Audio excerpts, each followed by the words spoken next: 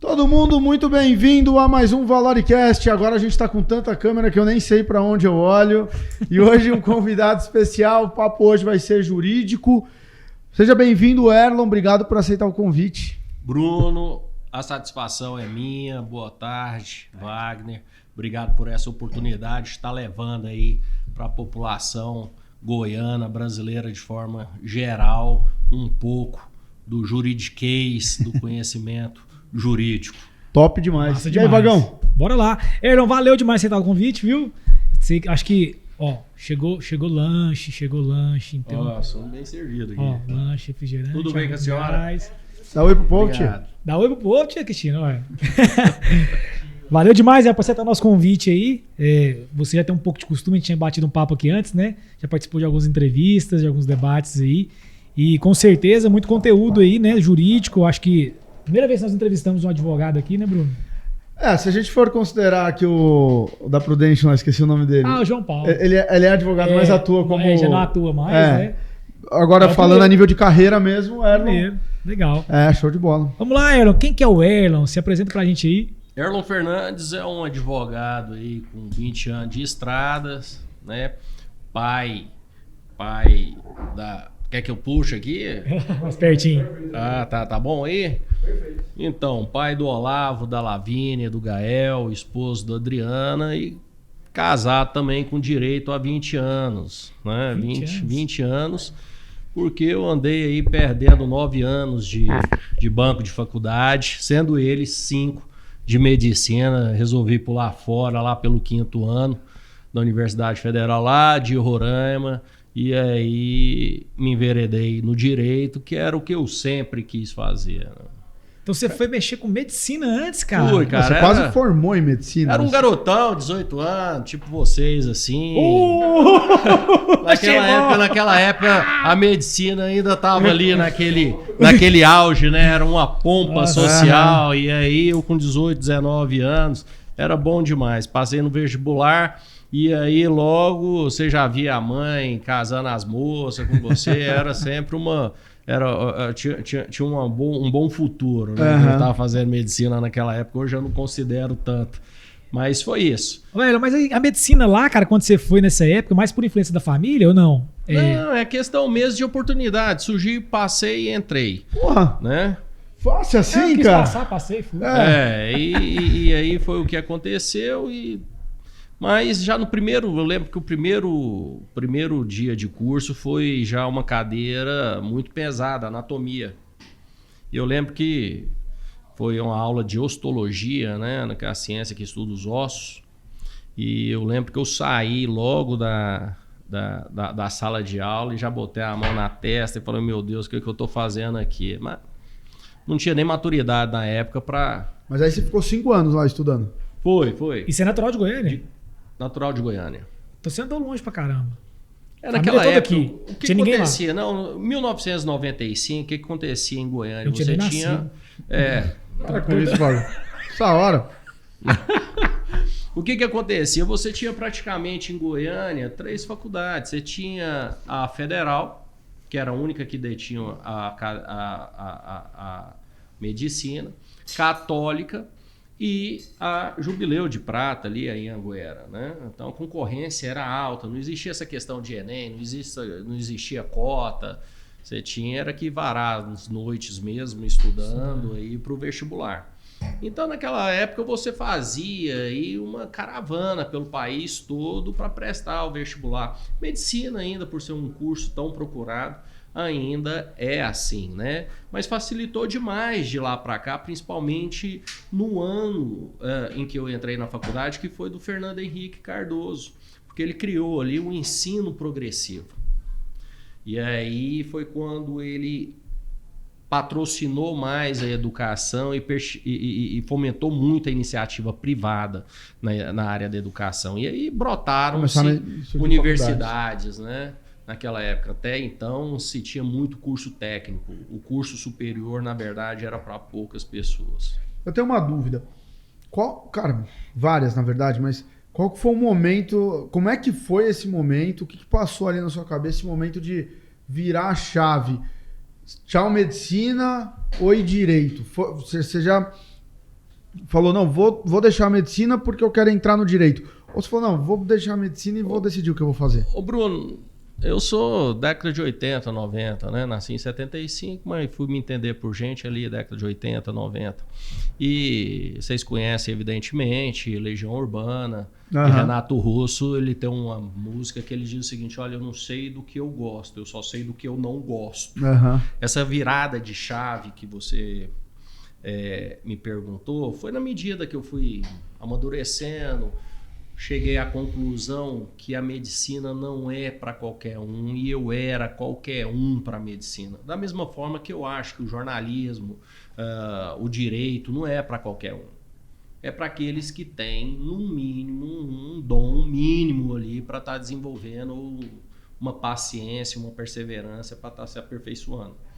E eu não queria aquilo para mim e acho também que Deus não tinha aquilo para mim.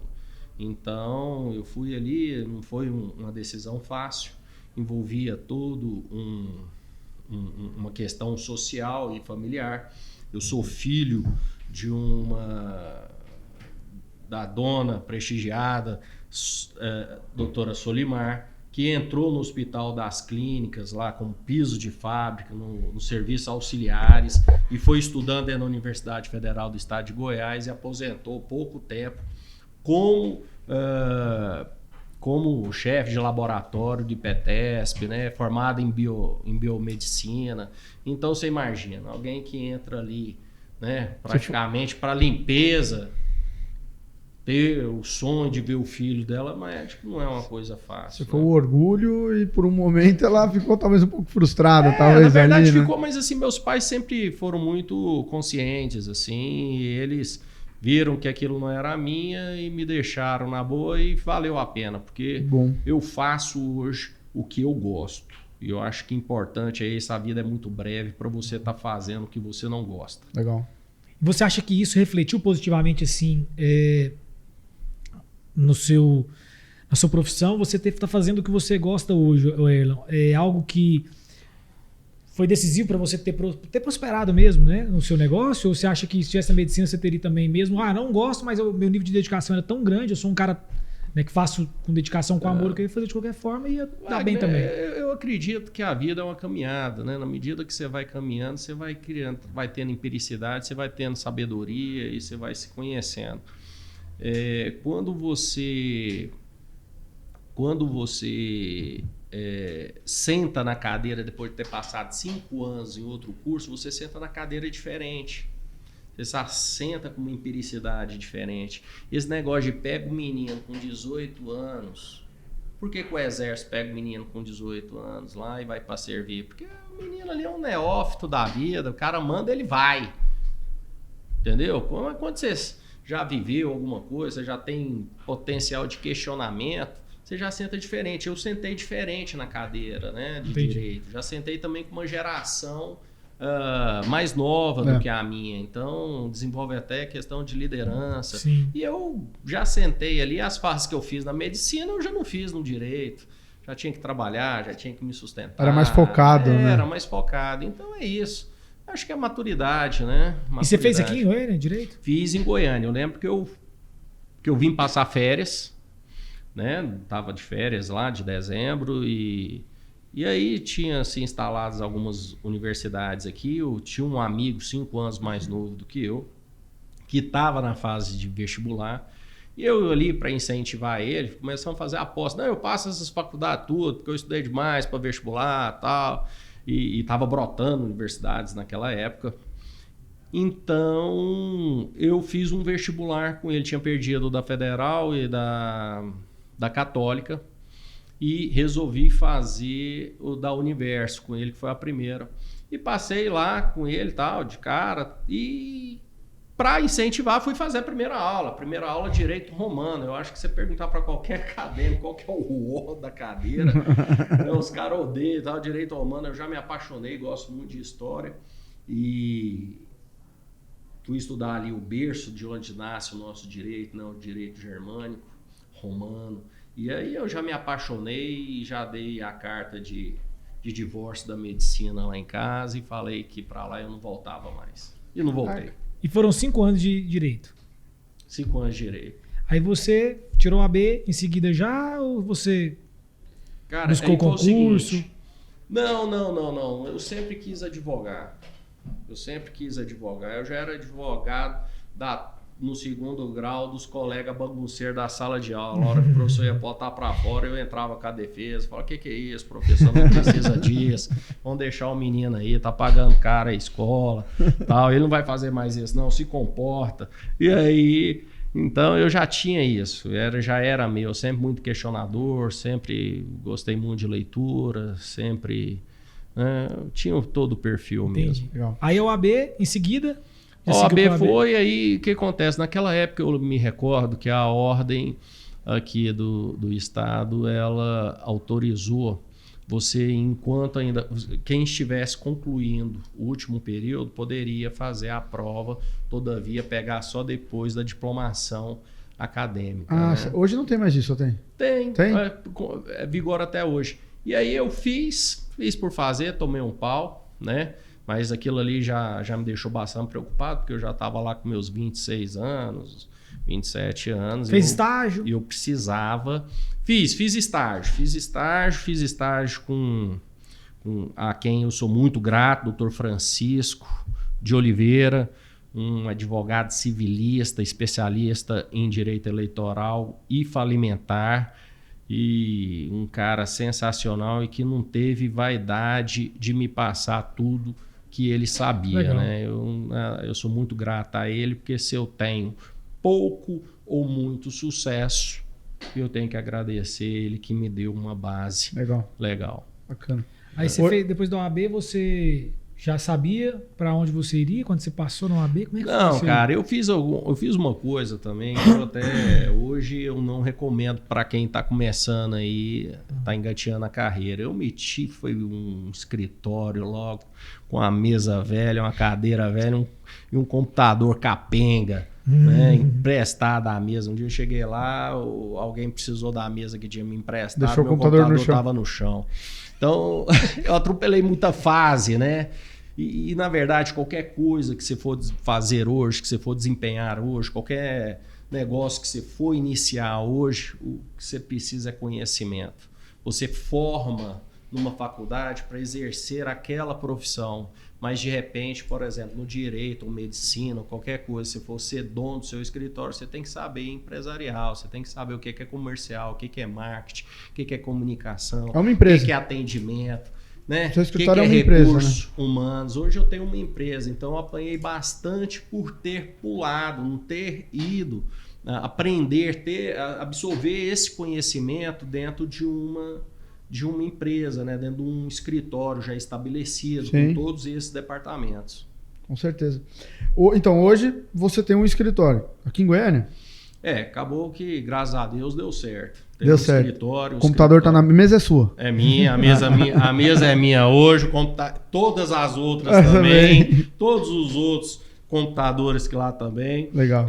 Hoje eu tenho uma equipe, nós dividimos a advocacia em dois segmentos, a de massa e a de boutique. Uhum. A de massa é aquelas ações repetitivas, né, contra Código Consumidor, Vivo, Claro, TIM, previdenciário, e tem aquelas que são boutiques que você vende um serviço especializado, é a alfaiataria. Tá. Né? No meu caso, eu tenho uma alfaiataria, tenho uma equipe de advogados brilhantes que atuam em áreas específicas e juntamos os nossos conhecimentos, cada macaco no seu galho, mas para desenvolver aquilo. Legal. Né? Então...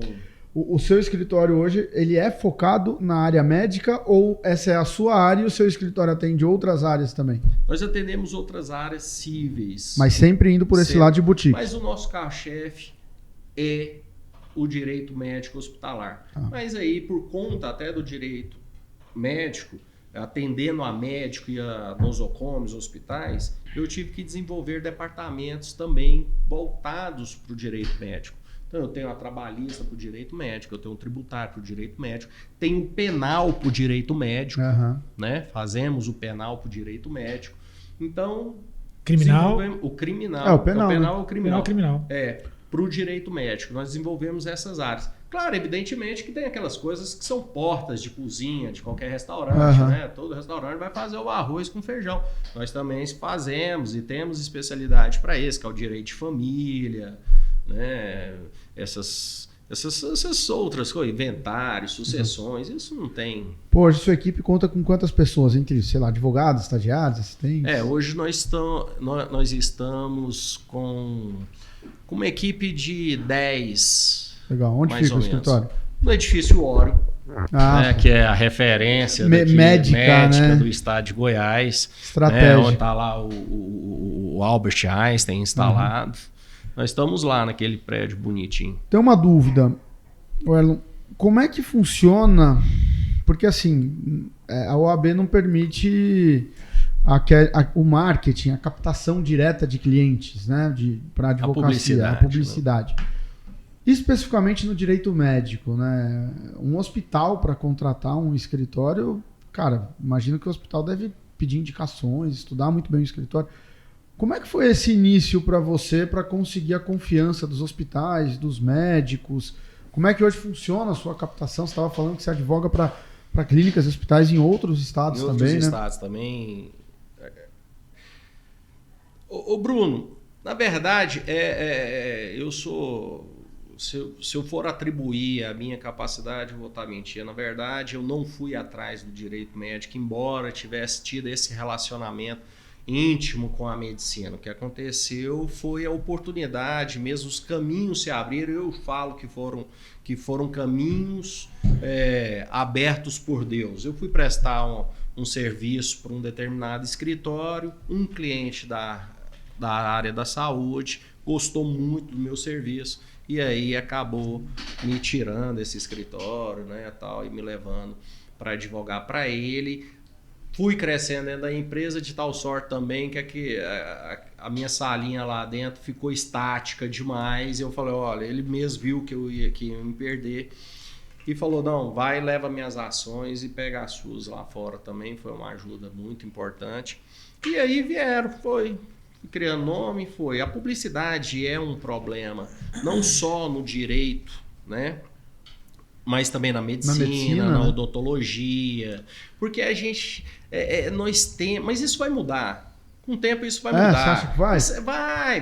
Vai. O pessoal está entendendo que o profissional liberal precisa divulgar o seu serviço, né? Dentro da ética, dentro da razoabilidade, da proporcionalidade, mas você precisa saber o que eu vendo.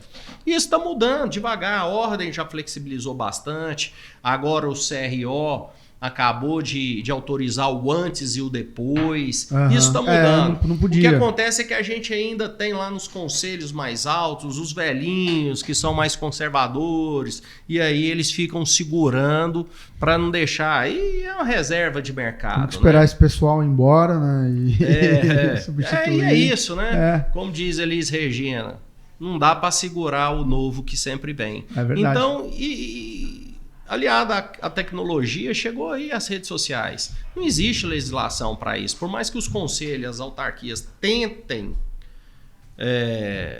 normatizar, fica difícil porque toda hora é uma tecnologia nova. Teve uma polêmica recentemente, não sei se você lembra, da OAB, que eu não lembro exatamente como foi, mas que estava proibindo o advogado de ostentar nas redes sociais. Lembra aquele cara, como é que é o nome daquele mais careca lá, aquele advogado que vive nas redes sociais, cara, aparece pra mim direto. Nelson Williams. Isso. Sim, esse é... Cara, ele tem escritório. Nelson Williams, amigo meu, quando veio abrir o mercado aqui no estado de Goiás, O escritório dele é aqui, eu acho, não é? Ele tem um escritório em cada capital da Federação Brasileira. De Goiânia, acho que é aqui no prédio. Acho que é aqui. O que acontece? A preocupação da ordem precisa se entender também.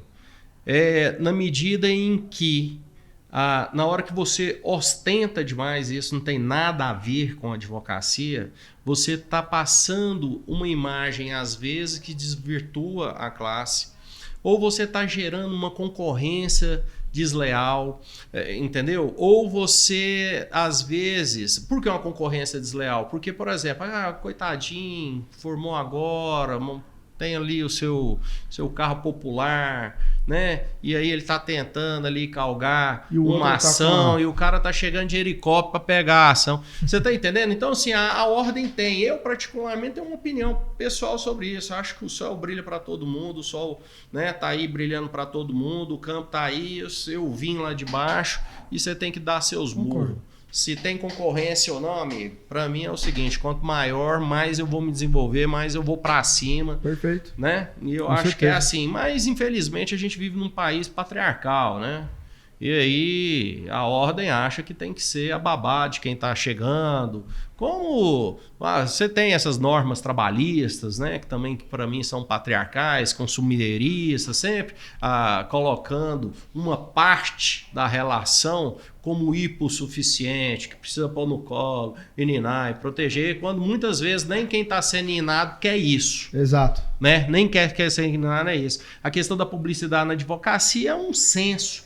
E aí muda, inclusive, de geração. Porque eu sou de uma geração que estou ali na metade. Eu não sei, estou aprendendo a mexer com isso. Agora, quem vem de lá, vem nisso, cara. Cara, e pra você ver, às vezes poderia ser um benefício pro cara que tá começando, ao invés de ser um malefício. Poderia Exatamente. democratizar mais, né, Exato. a situação. Porque, cara, o cara, igual ele falou, o cara não tem acesso a um carro, mas o cara consegue, às vezes, pagar um tráfego. Pagar um tráfego. Para fazer alguma coisa pra criar. Né, Você tá mostrar a cara entendendo como dele. é que é? Sim, concordo. Então, nessa daí de você achar que tá protegendo, na verdade... Cadê eu aqui uma... Você tá, na verdade, você acha que tá protegendo, quando você, na verdade, você tá... Você tá Tá atrapalhando, prejudicando. né, cara? É, porque aí o Hoje cara eu- fica sem o que fazer. Cara, hoje eu passei por uma situação engraçada. O exemplo foi case real e do dia, quentinho. Eu tava no elevador aqui do prédio subindo e, por coisa desse, tem uma mulher falando no telefone. Não, mas coitada, como é que vai fazer? Coitada do condomínio. Não esquece tudo no condomínio dela, vai perder o apartamento. Vai perder o apartamento. Coitada, ela não tem condição de pagar isso, não. Como é que o marido dela faz isso com ela? Não deixou, alugou o apartamento, parece que o inquilino não pagou os condomínios, o marido não vigiou, virou uma bola de neve. O condomínio tava processando, a mulher tava desesperada querendo ajudar a amiga porque não sabia de um advogado. Eu não sei quem Eu tô vai pegar essa impressionado causa. você saber de tudo isso por uma conversa telefônica. Vai escutando, cara. Vai escutando só. Cala a boca. Gente, eu queria só falar que podem conversar no elevador com o Vagão. Isso foi um caso isolado. ele não É bem foi- isolado. Não, vai escutando, cara. Ela falando e tal. É porque aqui é o terceiro andar só, hein? Foi do 0 ao 3. Imagina se fosse lá em cima, hein, cara. Cara, eu fiquei tão incomodado, fiquei com dó da mulher, que eu falei assim, cara, ela falou assim, não tem contato de ninguém pra passar pra eu ajudar ela. Eu falei assim, abriu a porta do elevador, eu segurei a porta do elevador. Ô, Wagner, isso é interessante, cara. O marketing hoje, essa comunicação quem? rápida. Porque o maior vendedor, cara, é o seu É o cliente. seu cliente. Sabe o que eu fiz, cara? Na hora que eu vi ela falando, eu segurei a porta do elevador, Brunão. Falei pra ela assim, ó, desculpa, não teve como eu não ouvir essa história. Eu tenho uma amiga que é especializada nisso. Posso te indicar ela? Liga pra ela, que é a doutora Fabiana, ó. Ô, Wagner, antes de ir embora, você me lembra de deixar uns cartões com você aí pra toda vez que você for pro aeroporto, você lembrar do amigo que você tá Aí, ó, fazendo aqui hoje. Vamos colocar o Vagão em elevador e começar a distribuir. Não, Cara, não. e você vê a alegria da Aqui a pessoa. gente prospera, traz o bem de volta e aí separa depois. Cara, pois é, mas é pra você ver, né? Ela já fez serviço pra nós muitas vezes, tal, essa parte imobiliária também, etc. Tem conhecimento, eu sabia que ela mexia. E fora pela a competência que eu sei que ela tem também, né? E na hora que eu indiquei ela, a menina falou assim, sério, ela mexe com isso? Ela consegue ajudar ela? Eu falei, certeza absoluta, pode ligar. Pô, divulguei, né? Isso, divulguei cara, uma... é isso. Olha que trabalho interessante que vocês estão fazendo na Valore. É. Entendeu? De comunicação. Pô, tá aí, ó, a legislação veio, tá aí o banco, né? É virtual e vocês podendo divulgar o trabalho de vocês de uma maneira livre, inclusive de pensamento, que é um direito constitucional, né? Com informação, levando Sim. informação. Muitas vezes o profissional ele não está querendo nem publicidade, mas muitas vezes levar o conhecimento científico e se há de convir que não é todo mundo que entende, Sim. né? Não é todo mundo que sabe. O brasileiro, principalmente, eu considero assim que numa evolução histórica houveram duas legislações que aproximou mais a população do poder judiciário. Foi a trabalhista e a consumerista. Mas muitas vezes você tem um direito, está sendo violado, mas você nem sabe, Demais. nem sabe. É uma coisa que ninguém sabe. Direito personalíssimo. Todo brasileiro capaz tem o direito de mudar o nome dos 18 aos 19 anos. Entre esse período? Entre esse período, porque é um direito personalíssimo seu, mas que só pode ser exercício num lapso temporal de 1 ano. Quem sabe disso? Não, loucura, não imaginava. Se eu Entendeu? soubesse. E é engraçado, né? Porque a internet era uma. Não é que é uma faca Se eu de, soubesse. Gosta de vagão, tô não? brincando, pai. É Wagner Filho, né? Vai escutar isso aqui, eu tô zoando. é uma faca de 2 gumes, de certa forma. Esses dias eu vi na internet, Vagão, um Reels de uma advogada. A advogada respondeu a seguinte caixinha de pergunta. Meu funcionário foi trabalhar bêbado, posso mandar embora por justa causa? E aí ela respondeu, não. Se for, porventura, um problema, se ele for dependente, né, alcoólico, não pode mandar embora, tal. Cara, eu sei que tá na lei, mas eu achei extremamente desnecessário ela postar esse tipo de conteúdo. Sabe? Você tá ali, aí você tá meio que protegendo o cara que vai chegar bêbado, aí chega o Henrique bêbado aqui, faz cagada o dia inteiro, não posso mandar embora. Ele, não, você não pode me mandar embora porque eu sou alcoólatra e eu sou dependente. Então acho que é uma faca de 2 gumes, né? A galera também às vezes pega a internet ali e começa a ficar vomitando uma informação e começa a dar Não poder. contextualiza bem, Não contextualiza, exatamente. Cara, tem Muito tanta coisa solto, que você né? pode falar. Falou da questão aí dos 18 aos 19 anos. A menina vai, pega e vai falar, pô, você pode trabalhar bêbado que eles não vão te mandar embora. Ah, porra, sacanagem. É loucura. Ô Erlon, falando de direito médico, cara, qual que é que tipo de demanda que existe dentro do direito médico? Por que um hospital te contrata? Ou, sei lá, um médico autônomo te contrata também? Ou pessoas que querem processar também, médico. Contrato. Né? Você tem alguns segmentos dentro do direito médico. O direito médico ele é abrangente, né? Aham. O médico empresário, ele me contrata por uma questão de tributação, prevenção trabalhista, né? Como começou a história? Empresarial. Né? Antes de você aproveitar, como é que começou o direito médico? Na pra vida você? dele? É, Ah, tá. na sua vida. Na minha vida? É. Na minha vida foi o seguinte, eu fui trabalhar num escritório, lá tinha um cliente que era proprietário de um hospital, né, de prestação de serviço, e aí ele teve uma dissolução societária lá na Bahia. O sócio dele pegou lá e trancou a porta do hospital e não deixou ele entrar mais, só de equipamento dele lá tinha mais de 10 milhões. E aí chegou essa demanda lá no escritório e jogaram para mim a bola e eu fiz lá uma busca e apreensão, consegui uma liminar para pegar esses equipamentos de volta, né? Porque era um serviço específico que ele fazia dentro do hospital. E peguei lá e recuperei para ele lá 10 milhões que estava sequestrado pelo outro ex-sócio dele lá, ficou ensandecido lá, brigaram, isso é igual casamento, sociedade, né? É. E aí né, gostaram demais do serviço, deu polícia, foi aquele pandemônio, né, na porta do hospital, recuperamos esses equipamentos e isso foi um alívio muito grande para o empresário. Equipamento, o equipo hospitalar é de alto custo, né?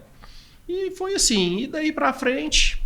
Pô, então não tem nada a ver com o fato de você ter feito medicina. Nada, Engraçado. absolutamente nada. Foi uma agradável coincidência, então. Uma agradável. Eu não acredito, Bruno, que tem coincidência. Eu acho que tem o seguinte, tem um livro que Deus vai escrever na sua história. E às vezes ele, para te entregar alguma coisa, ele vai te dar empiricidade para aquilo, ele vai te dar a vivência, ele vai te capacitando. Porque se você não tiver capacitado, irmão, não tem como ele te entregar. Né? Então, o que acontece? Hoje, por conta de um curso de medicina, minha linguagem com médico é mais fácil. Então o curso de medicina te ajuda. Ajudou demais. Se o cara tá falando lá da doença e tal, eu sei o que tá acontecendo. Se ele falar que aconteceu embolia, não sei na onde lá, eu sei por que aconteceu. Isso facilita bastante, né? O trato, o métier médico, as sessões, por exemplo. Você tem um processo, não estou falando processo jurídico, mas você tem um processo dentro do hospital, desde a hora que o paciente chega no pronto atendimento até a hora que ele recebe alta. Isso daí eu conheço na intimidade, porque eu vivi, eu passei por isso daí. Eu comecei, quando eu resolvi pular fora do barco da medicina, eu estava começando um plantão. Né? Então eu sei o que é um prontuário, eu sei o que é um RPA, eu sei O métier eu sei, entendeu? Cara, isso te dá uma vantagem competitiva violenta em relação a outros advogados que atuam na mesma área. Dá. Igual eu em Goiás não tem não. Tem no não. Brasil. Escuta aí, Sou moçada. eu mesmo, é eu mesmo. E aí, quais são as demandas que tem hoje? As demandas são essas, né? Na área empresarial, na área trabalhista, na área tributária, tudo voltado para o hospital. Tem também as questões disciplinares do médico. Todo conselho classista é um tribunal de competência exclusiva para julgar o comportamento do profissional médico. Então a gente também faz a defesa disciplinar por negligência, imprudência, imperícia, publicidade indevida. Mas seria administrativo? Dentro Esse do é CRM? dentro do CRM, é o processo administrativo. Fazemos o criminal também, já fomos fazer júri popular, porque o médico, na hora que estava na conduta médica, desenvolveu uma conduta que ele achou a mais adequada, mas O paciente morreu. o abençoado promotor entendeu que ele não poderia usar aquele procedimento e aí denunciou ele por dolo. Homicídio doloso. Eventual, entendeu? Ele correu no risco da morte do paciente quando adotou aquela conduta. E aí foi pra júri. Foi pra júri, porra. Aí você que participa da defesa lá mesmo? Aí eu que vou lá fazer todo aquele... Põe a toga. Põe a toga, tá. excelentíssimo senhor, vimos aqui. Escolhe o jurado. Que a atividade médica é uma excludente de licitude quando está no tratamento do paciente. Aí acabou, e foi interessante esse júri, porque foi lá em Quirinópolis. Quirinópolis, conheço demais. Pois é, porque aí o que aconteceu? O próprio promotor reconheceu. Ah, é? Mesmo? E aí ele retirou lá? Depois de fuder a vida do médico lá, jogar no jornal, arrebentar a cara dele toda lá, tal, jogar ele contra a opinião pública, né? Ele reconheceu no júri. E todo processo é uma fonte inesgotável de angústia, né, senhores? Imagina. Não sei se o senhor já foi processado. Nunca Não, já fui. processei. É, Já. então você é o gerador de angústia. Quem bate esquece, quem apanha não esquece cara, não é. Qualquer processo é uma fonte, né? Mas é uma evolução da nossa sociedade. Aham. Você resolver os seus conflitos de uma maneira harmoniosa. É para isso que serve o direito, é para isso que serve o advogado, para isso que existe o promotor e o juiz, para resolver de maneira harmoniosa os nossos Cara, conflitos. fenomenal isso que você falou. É quase. Tem o preventivo, né? O preventivo é para não chegar nem nisso, né? Não chegar ao ponto de você precisar E o nem do harmonioso, né?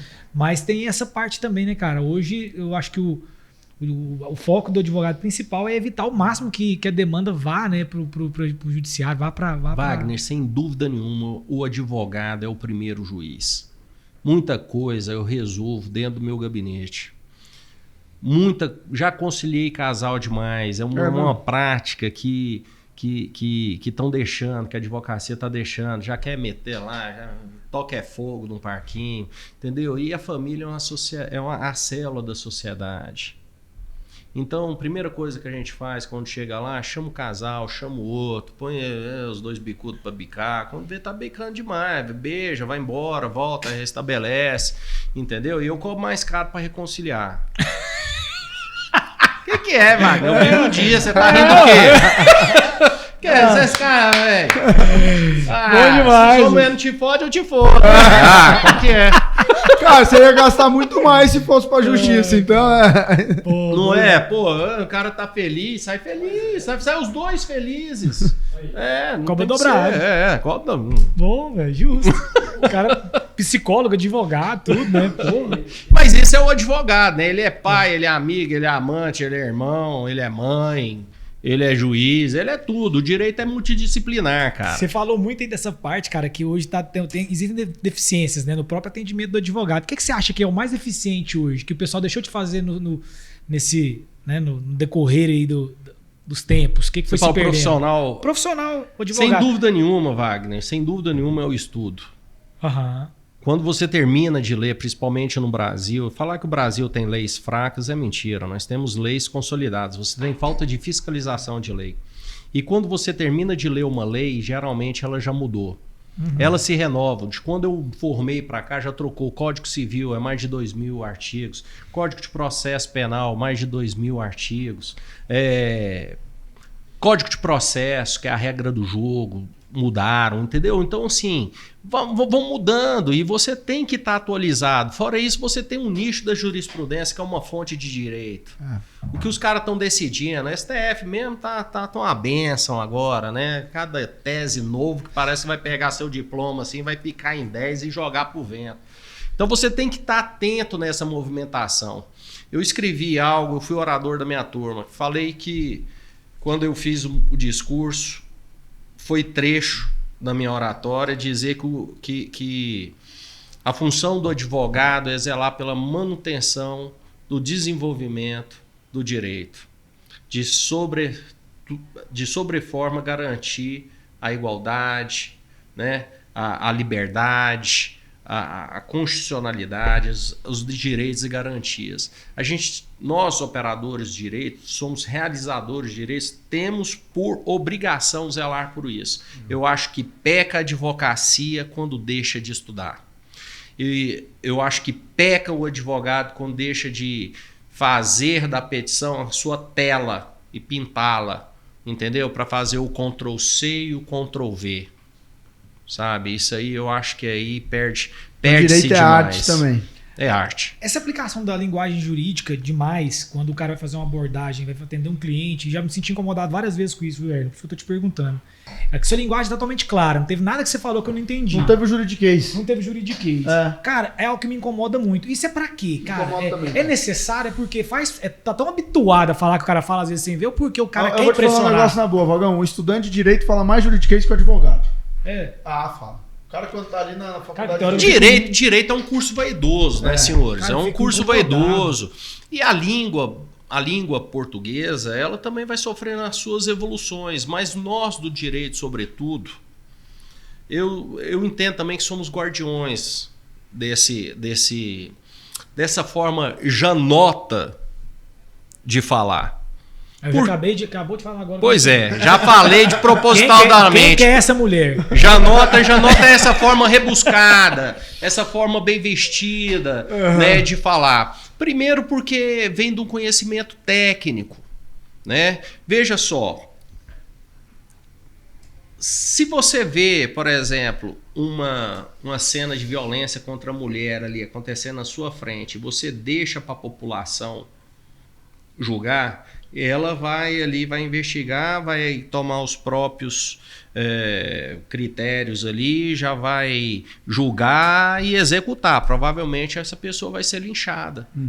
Quando você traz para o Poder Judiciário, você vai garantir ampla defesa, contraditório, vai ouvir qual foi a motivação que ele fez aquilo.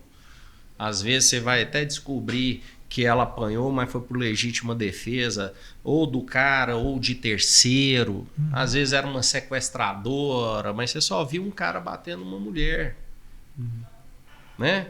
O réu, ele também precisa ser escutado. Então, o direito, ele tem essa linguagem própria. Ele tem essas conceituações também que vêm de pensadores, né? Que vem. Quando você pega uma petição ali, você vai dar uma petição, cara, é embaçado. Eu fiz direito até o 7º período.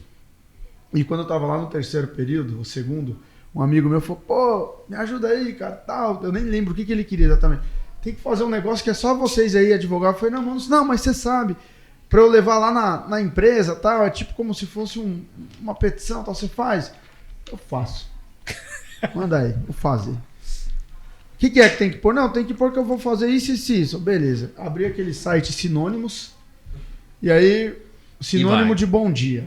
Aí eu pegava o mais difícil que tinha e colocava. Sinônimo de preciso. Pegava o mais difícil e colocava. No final terminou o documento e nem eu consegui entender o que eu tinha colocado lá, cara. Que era só sinônimo. Mas é isso. A língua vai evoluindo, né? E a linguagem coloquial, ela vai se instalando. Sim. E aí, nós operadores de direito precisamos dessa sensibilidade também, entendeu? Mas eu sou meio contra, assim, perder esse vernáculo jurídico.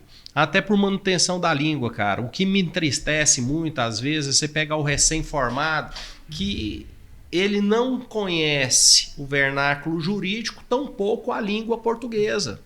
Aí ele fala só pra ficar bonito. Então é melhor você tentar manter isso tudo, essa exigibilidade, cara, porque nós somos um sistema que nós chamamos aqui, aplicado no Brasil, que é o Civil Law. Nós falamos, diferente dos Estados Unidos, já viu? Lá se prestigia muito mais a oratória, chega e fala, não, aqui é a petição. Por quê? E eu acho que nosso sistema é melhor, por quê? Porque quando você escreve e você traz para o papel, você consegue, às vezes, explicar muito melhor do que faria isso em 5 minutos de oratória. Com certeza. E eu entendo você ser um defensor desse formato de Achei linguagem. que essa palavra também era nova. Eu também achei, falei... Defendor, falei, é novo? Mas, por exemplo, a gente está aqui trocando ideia e, assim, em nenhum momento você trouxe alguma palavra ou algum argumento que a gente não conseguiu entender. E às vezes você vai conversar, a gente vê uma entrevista de um advogado, de um delegado, de um promotor, cara, se não tiver com um dicionário ali ou com o celular para poder pesquisar o que ele está falando, você não entende o que ele está falando, entendeu? Entendi, isso é um equívoco, né? Você tem que saber falar, como falar e aonde falar. Exato. Eu acho que a linguagem técnica jurídica ela tem que ser reservada para os operadores realizadores de direito. Eles são técnicos. Se você for também numa aula de medicina, num congresso de medicina, o que eles forem falar lá, você não vai entender. Olha, certeza. O cistocisto que vai da mitocôndria para... Você não vai entender. Por quê? Porque cada profissão tem a sua linguagem. E engenharia também. Né? Então é isso. Mas como o direito ele é multidisciplinar, ele se envolve em todas as relações, né, que dá conflito, eu entendo que você tem. Eu, no começo de carreira, apanhei demais. Mas é verdade que eu tô falando, cara. Tem situações aqui que no começo, quando era comercial, você vai conversar com o cliente às vezes, e o cara quer saber alguns detalhes, você fala assim, cara, por que esse cara quer saber isso? Ficava me perguntando, né? Porque não adianta eu explicar pra ele, eu vou perder meu tempo aqui meia hora, quer saber? Vou usar uns 2 termos técnicos aqui, que você vai ficar perdidinho, vai acabar o assunto agora. Quer ver? É isso, Wagner. Eu soltava 2, cara. Mas é isso. Beleza, legal. 2 siglas que eu soltava no cara. E é isso que... não, beleza, fechado. E é isso que te diferencia dele, cara. Você estudou, foi pra isso. Você tem a retórica, aprender entendi. isso, né? Legal. Então é isso. Engraçado, eu tava falando sobre questão aqui de pontos, né, que diferem hoje o advogado, né, que se destaca. Eu te perguntei porque eu já passei por isso e é um julgamento que eu faço, tá? Coisa que eu ficava mais puto, cara, que hoje eu tenho um advogado aqui da empresa, a gente tem contato com ele, e feedback. O cara que dá feedback, o cara que atende telefone, cara, ou quando não atende, é o cara que te dá retorno. Eu já passei raiva demais com isso, com o advogado. Puta merda. E não é uma dor minha, tá? Se eu vejo que assim, tem muita gente que reclama, cara, você liga pro cara, o cara não atende, o cara não te responde, o cara não te dá retorno, não te posiciona, você não sabe o que tá acontecendo. Cara, a pior coisa que eu já vi na minha vida. Aí você vai pra medicina, cara, a mesma coisa também. Mas aí então, deixa eu te falar uma parada que é a minha visão, não sei se o Erlon concorda. Eu vejo que tem muito advogado, e obviamente não é o caso do Erlon, até pelo que ele já trouxe pra gente, e muito médico que se enxerga só como advogado, só como médico, mas não se enxerga como empresa. Exato. Entendeu? Então, assim, a comunicação é um atendimento, igual tem aqui, pô. Você tem razão. Né? Exatamente. Eu falo porque eu tenho um amigo meu, cara, que ele tem um conhecimento jurídico, assim, violento. Ele é extremamente inteligente. Amigo de anos. Só que quando você bota ele sentado na frente, eu já vi ele atendendo um cliente, cara, eu fico agoniado. Eu falei, bicho, porra, fulano, explica pro cara como é que vai acontecer a porra do negócio, velho. Não, cara, a gente tem que saber disso. Mas antes de responder, Wagner, você quer que eu seja contra ou a favor? Não. Deixa eu te explicar uma coisa do direito, da advocacia. Nós, embora sejamos, seu advogado seja privado, você contrata ele, é uma relação privada, né, de um contrato que você firma com ele ali, ele vai desempenhar um trabalho público dentro do poder judiciário, que é público. É um ente da administração pública. E aí eu tenho todas as desvantagens de se trabalhar no sistema público. E ainda mais que, né, você depende de um funcionário público. Então eu dou entrada na sua ação. Eu só tenho dia para entrar, amiga. Não tem dia para ela sair conclusão. Não é nem isso não é nem o resultado. Eu falo, mas é assim, questão de feedback, de atender telefone, sabe? É mesmo o contato. Certo. Eu sentia muita falta disso e eu vejo que realmente, cara, é meio que quando a gente conversa sobre esse assunto, é normal, é corriqueiro. E algo que nos chamou a atenção, pra você ter noção hoje, no cara que nos atende aqui na empresa, é exatamente isso. É o atender telefone, quando não poder falar, o cara dá, Wagner, dá lá no meu retorno, escritório cara. a gente atende rapidinho, dá resposta. Você perguntar, a gente tá com o processo na ponta da língua. Eu vou deixar meu cartão aí. Deixa aí. Mas Ó, faz falta, mas igual Ele é médico. comercial, né? É. Comercial, mas igual médico, cara. Vamos dar exemplo de médico aqui. Eu cansei de ver amigo meu médico hoje falando, cara, que quem tinha aquela conduta médica antiga, se não se reinventar, tá fora. Eu vou te falar por quê. Tá vindo gente demais. Eu também acho. Tá vindo gente demais. O mercado tá ficando apertado, né? Tá democratizando muito. E não é só isso. Nós vamos ter um impacto, todos que estão dentro dessa sala aqui, que são beneficiários do sistema de saúde privado, vai sofrer uma forte mudança que já está acontecendo e vem aí muito rápido, que vai mudar todo o mercado da medicina privada no país. Cara, o exemplo que eu dou, cara, olha só pra você ver. Aconteceu já comigo, cansei de acontecer comigo e com você também, tenho certeza que já aconteceu com você. Sentar no consultório médico, você marcou uma agenda pra 1 hora, você atende 2h30. Isso aí. Cara, pra mim isso é uma falta de respeito. Falta de respeito. Cara, Bruno, cara, aqui, pode ser quem for. Eu marquei uma agenda, eu tô 5 minutos antes pra atender essa pessoa. Não, sim. Cara, é o mínimo que você pode fazer, cara. Isso é respeito. Aquela questão, por exemplo, esses dias um cliente, até amigo pessoal, ficou muito chateado comigo porque eu tive que desmarcar uma reunião com ele porque eu tive que atender uma inspeção marcada em 24 horas pelo juiz. Mas ele tava te esperando? Tava me esperando. Sentado lá? Não, ele tava na reunião. Eu tive que desmarcar, assim, faltando meia hora, 15 minutos. Porque eu recebi uma intimação e eu tinha que ir. Mas foi algo pontual. É algo pontual, mas eu vou te explicar algo da medicina. É isso que eu quero te falar. Nós do direito somos pontuais. Advogado que chegar, que se for impontual e não for assíduo, você corre dele. Porque se você chegar atrasado na audiência, você vai perder. Ele não tem um motivo para sempre estar atrasado. Não, ele tem que atender o Poder Judiciário. O Poder Judiciário não tem prazo. Quem tem prazo é advogado. Então, se ele não é pontual e não é assíduo, corre dele. Agora, o que acontece com o médico? Cara, o médico, quando você vai para uma consulta, a primeira coisa que ele tem que fazer é uma anamnese. Sim. Ele tem que conversar com você para investigar o que você tem. Essa conversa, eu estou levantando mesmo a bandeira do médico. É como se fosse uma triagem, isso quer dizer. E muitas das vezes, cara, esse processo investigativo leva hora. Eu acho que ele poderia reduzir a agenda dele de atendimento. Mas ainda que ele o fizesse, a depender de cada caso, o que acontece? A anamnese extrapola o tempo. Não, e aí você tem que ver o seguinte, quando é com você? Aí você já viu o que tem? Pô, fui no médico 10 vezes, o cara não descobriu o que eu tinha. Você tá vendo como é que é? Não, outra coisa. Mas não foi só esse caso. É caso de você sentar no lugar esperando sua agenda e a secretária falar, doutor ainda não chegou. Mas o cara passa na sua frente, cara. Você fala assim, contou que tem 40 minutos. Eu fico esperando. Eu fico um pouco em cima do muro em relação a isso. Cara, mas sabe por que eu não fico? Porque amigos médicos já me falaram que realmente tem conduta assim. O cara não tá nem aí. O cara pode estar lá e fala, faz você esperar, não tá preocupado. Era assim. E eles falam, cara, vai ter que mudar. Ou muda ou tá fora, vai porque, mudar. Assim, cara, por exemplo, eu tenho uma médica que eu sei que quando eu marco com ela às 9, eu não marco nada de manhã. Nada. Porque você é atendido lá para 11h30, meio-dia. Só que eu não me importo. Porque eu sei primeiro da qualidade e eu sei que ela bota um monte de gente de 20 em 20 minutos. Aí você fala assim, porra, mas por que bota de 20 em 20? Cara, plano de saúde paga mal. 1h da manhã hoje, 1h da manhã hoje, eu estava dentro do Ório. Um caso lá de uma amiga, tal, fez uma cirurgia plástica, deu uma superveniência lá, foi barato na UTI. 1h da manhã, hoje, eu estava dentro do Ório. Esse médico estava atendendo, foi embora para a casa dele.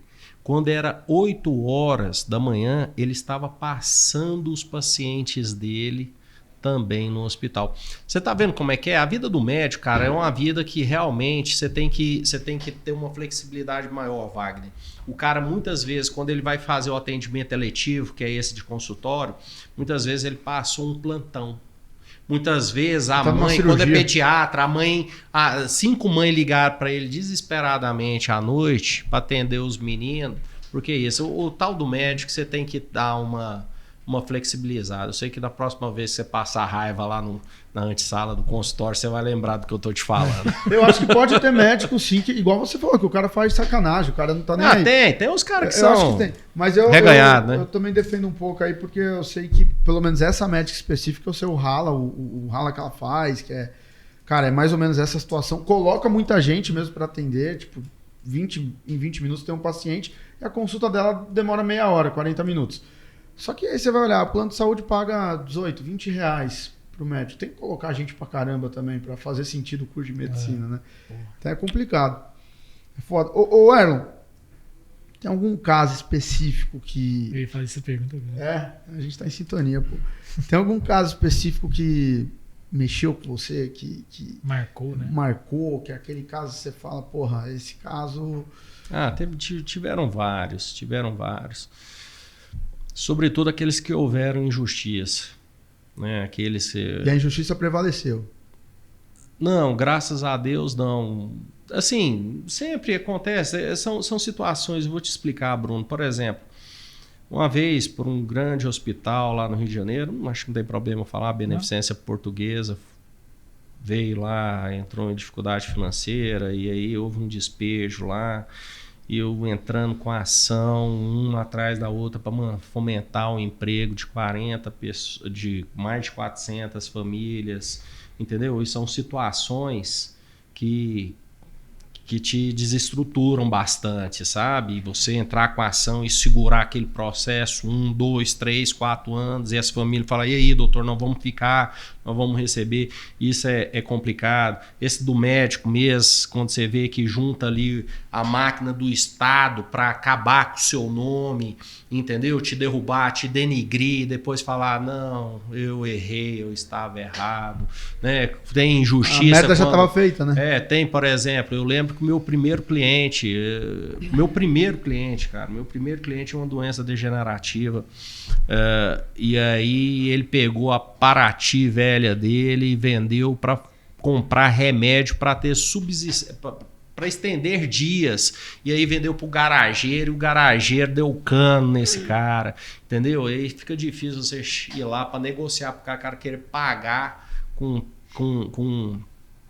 em 10 vezes o que ele pegou à vista, entendeu? E com desdém, querendo assinar, pagando com um cheque de terceiro. Chegou lá no meu escritório, naquele da mesa emprestada que eu tinha, deu uma bicuda na minha mesa, na minha cadeira, que ela rodou, entendeu? Então, assim, eu passei por questões de injustiça demais, de filhos que foram abandonados afetivamente e financeiramente por pais. Isso dói demais, entendeu? Esses dias eu andava pela rua, uma senhora virou, me parou, falou assim, meu filho, como você tá bonito, né? Porque eu sou bonito. Aí ela virou para mim e falou assim, como que você tá bonito? Eu falei, e a senhora, tudo bem e tal? Puxei conversa, né? Daí a resposta para ela falou assim, você não tá lembrada de mim? Eu falei assim, não tô.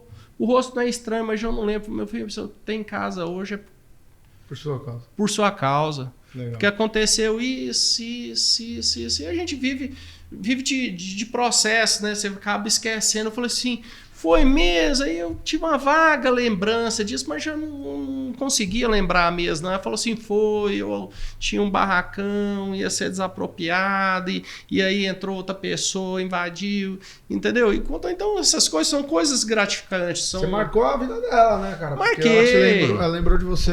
Então ela marcou a minha também, porque isso são fôlegos, né? A arte da advocacia, muitas vezes, é um fardo muito pesado. O advogado, ele é pouco reconhecido. Hoje, se você está com uma pedra, isso até por causa do mercado saturado, você está com uma pedra numa árvore, cai 70 advogados, né? E aí, você fala advogado, pô, já chama de malandro, né? Mas quantos advogados estão morrendo aí? Você já parou para pensar que o público que o juiz atende, o promotor, também é o meu? Ele tem direito a se defender e tem escolta, mas eu não posso portar uma arma. Quantos são os advogados? Eu fui presidente da comissão de prerrogativa enquanto conselheiro aqui na ordem na gestão passada. Cara, o colega recebeu uma bomba, porque eu lembro tirou a guarda da mãe e passou pro pai. Foi por conta disso? Disso, agora o filho do presidente do tribunal, Frank, Cara, foi executado dentro do escritório por conta de uma ação agrária. Puta merda. Você está entendendo? Então, assim, nós temos profissão de risco. Nossa profissão é de risco. É uma profissão que você está em conflito de interesse o tempo todo. E muitas das vezes até do seu cliente. O advogado é criminalista, vai advogar para alguém que é do tráfico, que é do roubo de banco, e na hora de cobrar os honorários dele, recebe um balaço. Né? Às vezes não consegue dar o direito que o cliente acha que tem e é retribuído com violência. Não é uma profissão fácil, é uma profissão. Eu já vi advogado descer da tribuna e infartar. Você está o tempo todo com conflito de ideias com o juiz, com o promotor, com a parte adversa, com o advogado da parte adversa e muitas vezes até do seu cliente. Né? Porque às vezes você tem que falar para ele, velho, você está querendo me usar de instrumento de bazuca para um direito que você não tem. Né? Isso também gera as rixas, não é fácil. Por isso que eu digo, a advocacia não é para qualquer um, como a medicina não é para qualquer um. E diferente de Rui Barbosa, o nosso asa de águia, que incentivava as gerações a fazerem direito, eu desestimulo. É mesmo? Não é para qualquer um. Não é para quem não gosta do estudo intensivo. Não é para quem não gosta de desafio. Não é para covarde. Não é. Não faça direito. Não fique achando que o direito é uma palavra de tipo abra de sésamo que vai dar acesso à estabilidade de concurso público. Você vai entrar para um negócio que você não... Para começar isso, no direito, quando você começa a estudar, você não sabe nem o que você vai ser. Você vai ser o que você passar na prova. Né? Às vezes vai ser delegado, vai ser promotor, vai ser juiz frustrado. Não é o que você queria. Não era o que você queria. Às vezes vai ser um funcionário público, uma escrivania, um negócio. Você acha que isso aconteceu um pouco com o Sérgio Moro? E ele usou todo esse processo que ele viveu como uma desculpa para falar que queria um país melhor, largou para virar ministro e não gostava de ser juiz? Wagner, o que aconteceu... Porque parece ser muito louco, né? Não, demais. Eu acho que depois do livro de Apocalipse na Bíblia tinha que vir um livro de Moro, como não ser. É um cara que tinha ali a proteção da magistratura federal, abandonou para ser ministro. Chegou lá, queria mandar mais do que o chefe de estado dele, o presidente da República, perdeu a representatividade do governo, perdeu a representatividade da opinião pública, depois se alistou aí no pleito eleitoral, queimou com um partido, queimou com o outro. Quem que é o Moro hoje? Candidato ao Senado. Odiado pela direita, odiado pela esquerda. Cara, o que é isso? Entendeu? Se não uma goela desse tamanho... Uma goela desse tamanho que tentou abraçar e comer tudo que não podia, com os olhos maiores do que o estômago. Né? Então, esse é o Moro. Eu acho que ele estava muito bem como juiz federal e era lá que ele tinha que ter ficado. Você acha que ele fez um trabalho bem feito como juiz federal? Ele tentou, eu acho que ele foi criando planos e abandonando os planos e errando a execução desses planos. Vou sair de juiz para ser ministro do STF. Era o mais certo. Mas aí ele pega briga com o Bolsonaro. Ele dá uma facada no Bolsonaro. Ele trai lá negócio. Você tá entendendo? Essa é a impressão pessoal minha, né, gente? Sobre esse ponto de abandonar, cara, tem um outro juiz de Brasília que também abandonou a magistratura para vender curso online e curso presencial.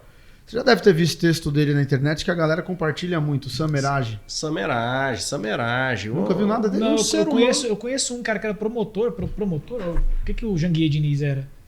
Não sei, esse eu não conheço. Janguier Diniz, dono da rede de educação. Um ser humano extraordinário, né? E consciente. Montou o CP Iuris, né? Acho que chama CP Iuris. O Instagram dele bombava enquanto juiz. Dica de direito? Cara, só naquela pegada de desenvolvimento pessoal. Aí... Novo, Vagão, novo. Aí abriu mão da magistratura para empreender. Chegou uma hora que o poder da toga ficou mais leve do que a rentabilidade, né? E você há de convir comigo também que tem uma satisfação, às vezes, muito maior você ensinar os caminhos da pedra do que você tá julgando. Uhum. Né? Então, você tá vendo? Esse nível de maturidade, a gente volta pro início da nossa conversa, quando eu falei ali de abandonar a medicina.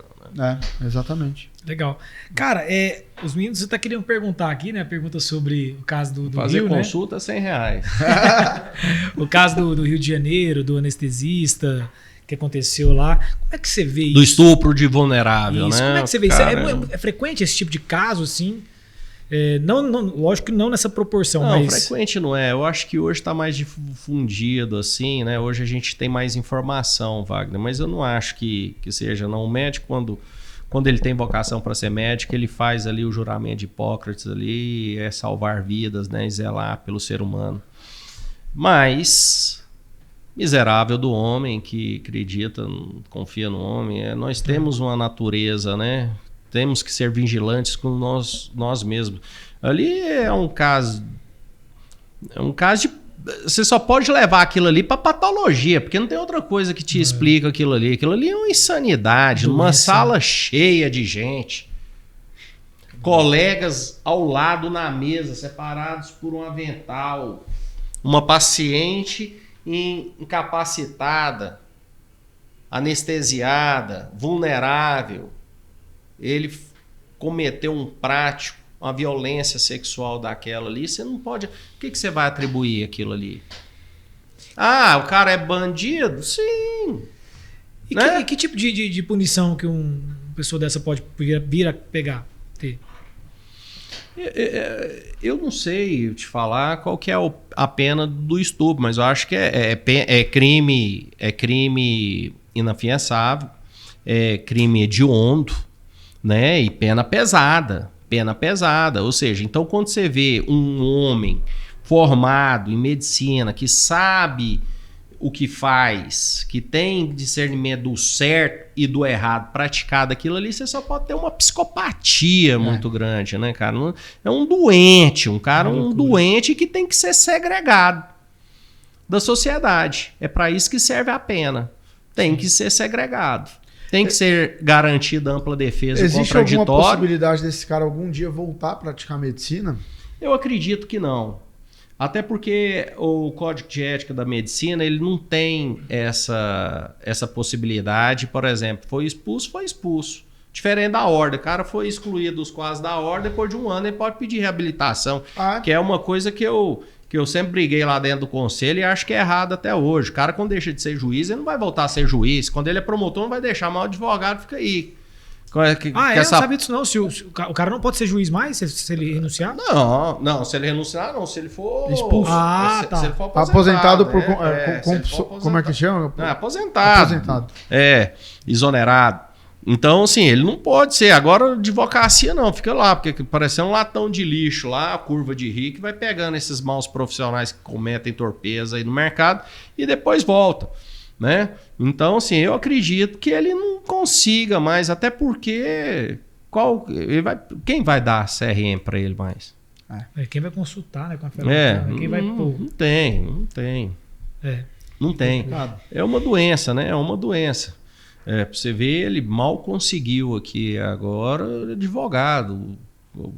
A última informação que eu tive sobre esse caso é que o magistrado deu prazo de 10 dias para a Defensoria Pública indicar um profissional para defender ele. Imagina, a Defensoria vira aquele meme, né? Quando vê a notícia do magistrado. Puta, sobrou pra gente agora. E é isso, né? É isso que muitas vezes, Bruno, a sociedade não entende. Qual que é o papel do advogado? Qual que é o papel do advogado dentro do sistema acusatório? Qual que é o papel do juiz dentro do sistema acusatório? Qual o papel do promotor? Cara, o promotor recebeu uma denúncia, recebeu a notícia de uma conduta típica, legal, ele tem que denunciar. O advogado caiu para ele aquela obrigação, ele tem, entendeu? Ele foi, eu já fui intimado em corredor de fora para promover defesa, eu sou obrigado. Dentro do papel acusatório, sou eu que faço a defesa. É um órgão público que nós dizemos, é um serviço público que nós prestamos. E o juiz, toda vez que for levado para ele uma questão, ele vai ser obrigado a decidir. A sociedade precisa entender, mas o advogado assumiu o caso de estupro do médico anestesista. Você não pode julgar esse profissional. Você não pode achar, equiparar, confundir o advogado com um criminoso. Não. Não necessariamente ele vai lutar para inocentar o cara, mas para que os direitos dele sejam garantidos. Ele vai lutar necessariamente para que seja promovida a defesa. Todo mundo precisa ter direito de defesa. Porque se não tiver, Bruno, a gente vai voltar para a época medieval. O cara chegava lá dentro da sua casa, tirava você lá de dentro, cortava sua cabeça, você não sabia nem por que era. Ficava sua mulher desamparada e seus filhos também. Nós temos uma evolução hoje de um sistema processual, né, que garante a qualquer cidadão um devido processo legal, uma ampla defesa e um contraditório. Né? Essa evolução nós não podemos perder. De tal sorte que também não podemos perder a evolução da pena. Antes você roubava, cortava sua mão. Antes você olhava para onde você não devia, você furava o olho. Entendeu? Hoje não. Hoje você pagava, às vezes você furtava algo para comer e pagava com a própria vida. Era desproporcional. Hoje nós temos o quê? Um sistema carcerário que possibilita reeducar. Tudo bem que tá um... Você é a favor da pena de morte? Sou. Não para haver a pena de morte, mas para... Não, eu sou em determinados casos e para determinadas nações. Entendi. Eu não acredito que o Brasil, e depois de todo esse transtorno que a gente vem vendo de STF, esquerda, Lula, Lava Jato, esteja preparado para aplicar isso. Entendeu? Eu não acredito que esteja. Mas eu acredito que tem... Para que serve um cárcere se não para reeducar uma pessoa, para ele pagar a reprimenda dele, mas para que ele esteja habilitado a voltar para a sociedade. Tem situações, meu amigo, que o cara não vai reabilitar. Sim. E a sociedade já consegue diagnosticar e ver quem são esses tipos de elementos. Então não tem essa visão patriarcal, eu vou ficar gastando dinheiro do Estado, o cara não vai, o cara tá indo pro corredor da morte e tá falando, eu não arrependo, se me soltar eu faço de novo. É porque, se eu não me engano, me corrija se eu estiver errado, no Brasil a pessoa pode ficar presa no máximo 30 anos, não é isso? Isso, então, nós temos uma Constituição que dá o teto de 30 anos. Pois é, e às vezes o cara 30 anos não é suficiente pro cara, né? Aí fica... E em relação à menor idade penal, você é a favor? Reduzir para 16? Reduzir para 16. Então, cara, são temas complicados. E eu vou te falar, reduzir eu já não sou a favor. Eu não sou a favor por quê? Porque hoje, até clinicamente falando, eu conheço a capacidade, assim, pelo menos do ser humano da sociedade que eu vivo, cara. Eu com 16 anos, eu gostava, vocês que são mais novos, talvez eu gostava de puxar um freiozinho de mão, pegar o carro escondido do pai e da mãe. Você tá vendo? E por conta de uma dessa daí, sabe? Você não tem um juízo. Você tem uma parte do seu cérebro que está aqui na frente. Quando você toma alguma pancada, aí você fica bobo, você fica assim, desproporcional. Você começa a fazer coisa, o cara perdeu o juízo depois que bateu o carro. Entendeu? Quando você está ali em idade tenra, você não tem juízo. Pegar criança e jogar para cadeia, não dá. Eu acredito que tem potencial mesmo. Entendeu? Tem que andar muita coisa junto, né, cara? Educação, tem. Nós já temos alguns instrumentos que são aplicados pela política social que diminuem a criminalidade. Nós vivemos, vocês são de uma geração nova, entendeu? Que pegou uma moeda, o real forte. Mas quem viveu para trás, Sarney, igual eu, a miséria ali, cara, se chegar à periferia de Goiânia, tá todo mundo morando em barracão de lona. Entendeu? A mãe, que era empregada doméstica, muitas vezes desempregada, não tinha ninguém para deixar menino, não, menino criado na rua. Você tá entendendo? Então, assim, eu também não posso pegar isso daí e pegar e... Sabe? Então, você precisa criar sistemas de inclusão social e que realmente possibilita a educação e a distribuição e a renda chegar a essas pessoas para que elas tenham o mínimo de dignidade. Boa, entendeu? Cara. Quando você reduz a negócio, você está meio que, para mim, na minha cabeça é o seguinte, estou meio que reconhecendo a minha incapacidade social e estou pegando aquilo ali e exterminando e jogando fora. Também não é por aí. Entendi. Tá? Legal. Boa, mas é isso. Show de bola, isso, Vagão. Muito bom, muito bom. O bate-papo foi bem legal. Cara, quanto tempo aí, Cal? Ô, produtor. 1,9. É. Foi rápido papo pra demais, caramba. cara. Ô, Erlon, valeu demais aí Nossa. ter vindo aqui, cara. Muito bom o bate-papo. Muito bom esse Que eu excelente. fico grato aí, desculpa qualquer excesso. Não, de que forma isso, foi alguma. maravilhoso. Gostei cara. demais, acho que se tivesse a cerveja aqui, a gente ia pra 3 horas fácil. Fácil. Ô, sextou, né, cara? Porra, verdade, né? Podia Sextou. Podia ter uma Heineken Zero pra você, né, Vargão? Heineken Zero, cara. Agora eu tô comportado. Mas, pô, valeu demais obrigado, mesmo, Erlon. cara. Valeu demais Obrigado, pelo papo. amigo. Obrigadão. Valeu, pessoal. Até a próxima, tamo junto. Próxima. Tamo junto.